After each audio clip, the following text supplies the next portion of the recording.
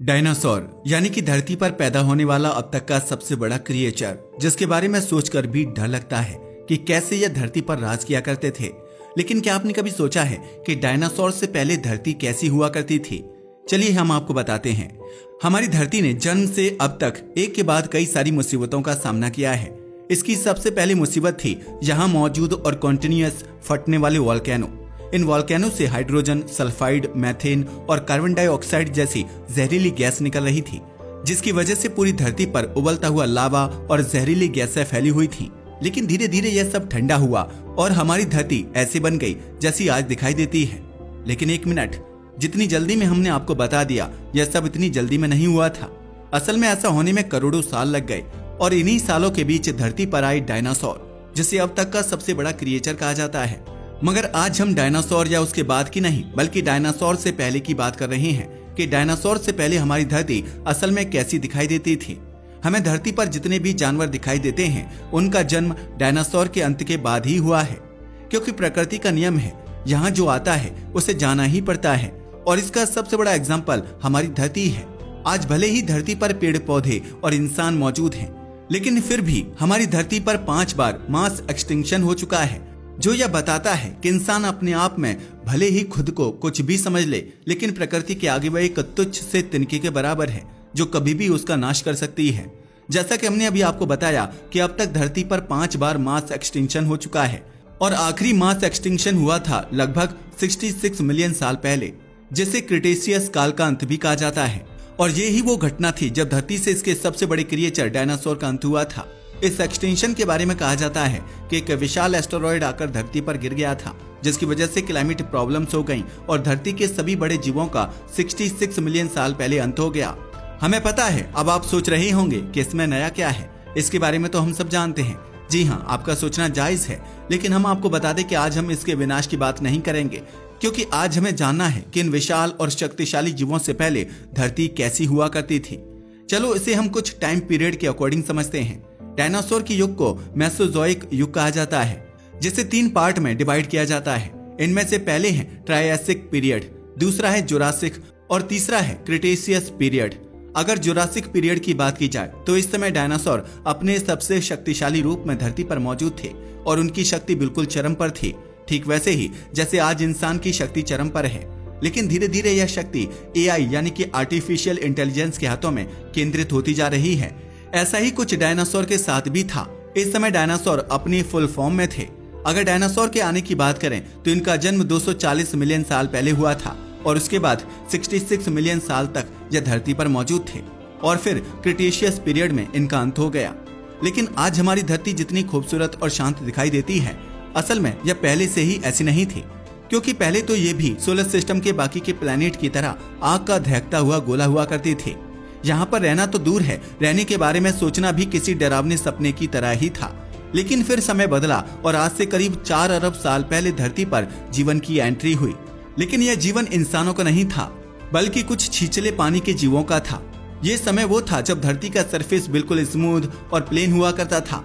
इस समय ना तो यहाँ कोई पहाड़ था और न ही पर्वत। ऐसा इसलिए क्योंकि पहाड़ों और पर्वतों का निर्माण टेक्टोनिक प्लेट की वजह से हुआ है और इस समय तक धरती में मौजूद ये टेक्टोनिक प्लेट एकदम सीधी हुआ करती थी। इसलिए ना तो इनमें कोई हलचल थी और ना ही इनसे किन्हीं पर्वतों का निर्माण हो रहा था। अगर इस समय के एटमॉस्फेयर की बात की जाए तो यहाँ ऑक्सीजन तो लगभग 0% थी और गैस के रूप में धरती को पूरी तरह से वाटर वेपर और कार्बन डाइऑक्साइड ने कवर किया हुआ था। साथ ही इस टाइम की एक और खासियत थी कि यहाँ पर एनर्जी कम मौजूद थी। असल में इस समय धरती को मिलने वाले सूरज के प्रकाश की बात करें तो ये आज से लगभग 70% कम हुआ करता था। इसलिए हमारी धरती बहुत डार्क जगह हुआ करती थी। लेकिन ऐसा भी नहीं कहा जा सकता कि इस समय हमारी धरती एक डार्केस्ट प्लेस थी, क्योंकि उस टाइम पर हमारा चांद आज से काफी नजदीक था। इसलिए रात को यहाँ पर चांद से प्रकाश तो आता ही होगा। चांद के इतने नजदीक होने की वजह से ज्वार भी काफी बड़े बड़े आते थे। जैसे आज दुनिया में सबसे ऊंचे ज्वार नोवा स्कोटिया कनाडा में फंडी की खाड़ी में आते हैं और इन ज्वार की ऊंचाई 15 से 16 मीटर तक होती है।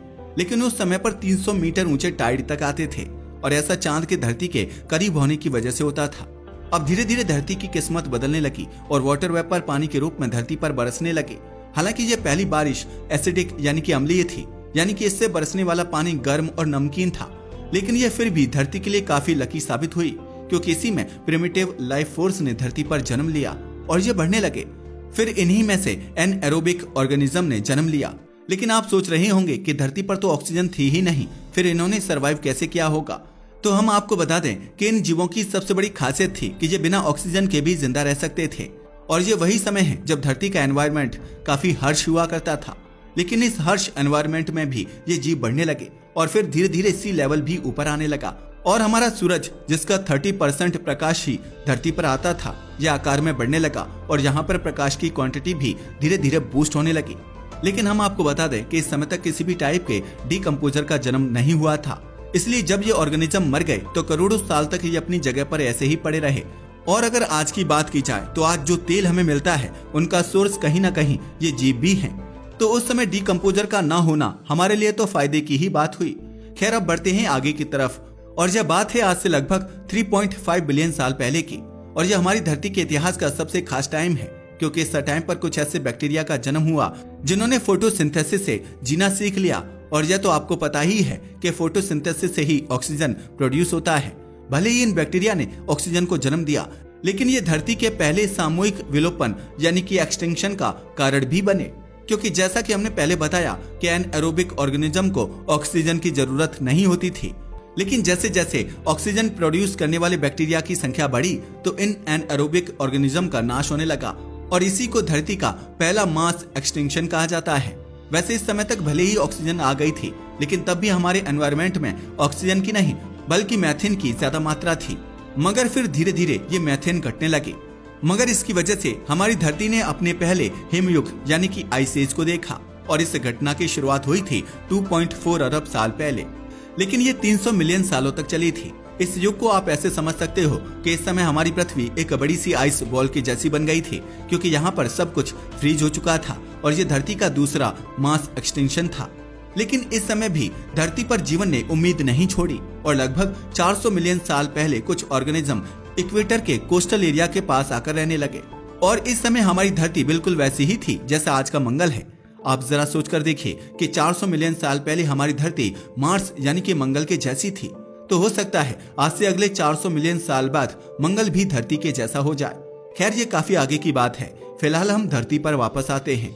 जैसा कि हमने पहले ही बताया कि सूरज का आकार भी धीरे धीरे बढ़ रहा था, जिससे इसकी रोशनी भी धरती पर ज्यादा आने लगी थी। इसी का फायदा हिमयुग को भी हुआ, क्योंकि सूरज की गर्मी से जल्दी ही धरती से बर्फ पिघल गई और उसके बाद फेनेरोजोइक इयोन आया। ये वही टाइम था जब धरती पर आज की तरह कॉन्टिनेंट नहीं बल्कि एक सुपर कॉन्टिनेंट हुआ करता था, जिसका नाम था पैंजिया।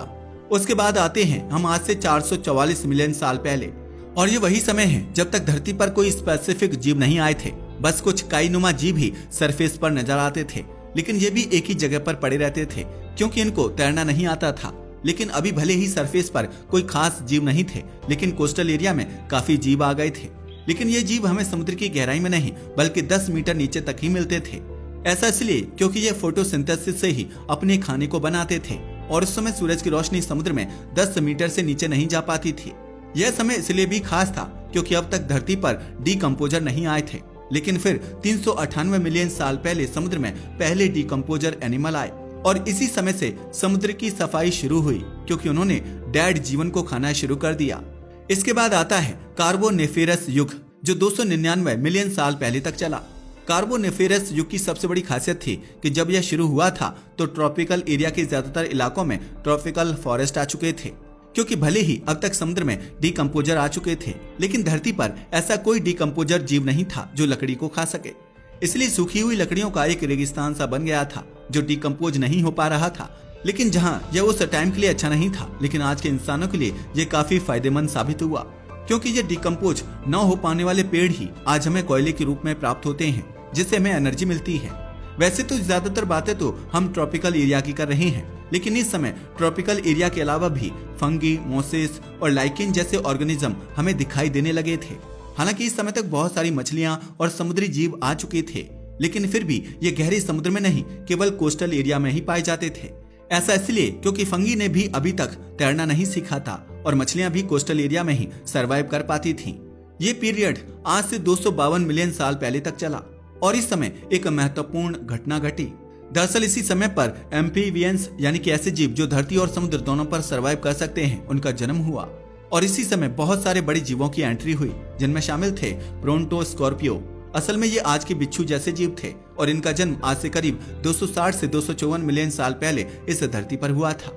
इनके अलावा इसी टाइम पीरियड में सिटाकोसोरस जीव आए, जिन्होंने धरती पर 100 मिलियन वर्ष तक राज किया। ये काफी खतरनाक हुआ करते थे। और इसी समय डिमेट्रोडोन गॉर्गोनोपिड्स भी धरती पर आ चुके थे, जो आज से 265 मिलियन वर्ष पहले आज के रूस में रहते थे। इनको उस समय का सबसे बड़ा जानवर माना जाता था और ये रेप्टाइल जीव थे। और अगर प्लांट्स की बात करें तो ये ट्रॉपिकल से सब ट्रॉपिकल एरिया तक आ चुके थे। लेकिन इस पीरियड में एक दुखद घटना भी हुई। असल में जब ये पीरियड खत्म हुआ तो 90% जीवों का फिर से मास एक्सटिंक्शन हो गया। और फिर आता है क्रिटेशियस पीरियड, जिसकी बात हमने ऊपर की थी। इस टाइम पर समुद्र के साथ साथ लैंड पर भी बहुत सारे बड़े बड़े एनिमल दिखाई देने लगे और समुद्रों में जीवों के साथ साथ ब्लू और ग्रीन एल्गी आ गई, जो तैर भी सकती थी। ये पीरियड 250 मिलियन से 66 मिलियन साल पहले तक चला। इसे सबसे फेमस इसलिए कहा जाता है क्योंकि इसी टाइम पर डायनासोर का जन्म हुआ था, जो 165 मिलियन साल तक धरती पर रहे और फिर उनका अंत हो गया। वैसे डायनासोर का अंत काफी हैरान करने वाला है, क्योंकि पहले एक्सटिंक्शन तो प्रकृति की घटनाओं ने ही किए थे, लेकिन डायनासोर का अंत करने के लिए खुद भगवान ने पहल की और आसमान से एक बड़े से एस्टेरॉयड को नीचे फेंक दिया, तब जाकर उनका अंत हुआ। नहीं तो शायद इंसान कभी भी धरती पर ना आ पाते। और फिर डायनासोर के बाद इंसान आए, जो अभी तक धरती पर हैं और आगे कब तक रहेंगे इसके बारे में कुछ कहा नहीं जा सकता। वैसे इंसान भी डायनासोर की तरह एक खतरनाक जानवर है, तो हो सकता है हमें नष्ट करने के लिए भी भगवान को ही कुछ करना पड़े, या फिर ऐसा भी हो सकता है कि भगवान को कुछ करने की जरूरत ही ना पड़े, क्योंकि हम खुद अपने हाथों से अपनी प्रकृति को इतना बर्बाद कर रहे हैं कि यह खुद ही हमें खत्म कर देगी। इसी सवाल के साथ हम आपको छोड़े जाते हैं कि इंसानों का नाश कैसे होगा। क्या प्रकृति हमें खत्म करेगी या हमारे नए नए साइंस एक्सपेरिमेंट हमारे विनाश का कारण बनेंगे? अपनी राय को हमें कमेंट करके बताना ना भूलिएगा। साथ ही अगर आपको हमारी वीडियो पसंद आई हो तो इसे लाइक और हमारे चैनल को सब्सक्राइब करें। धन्यवाद।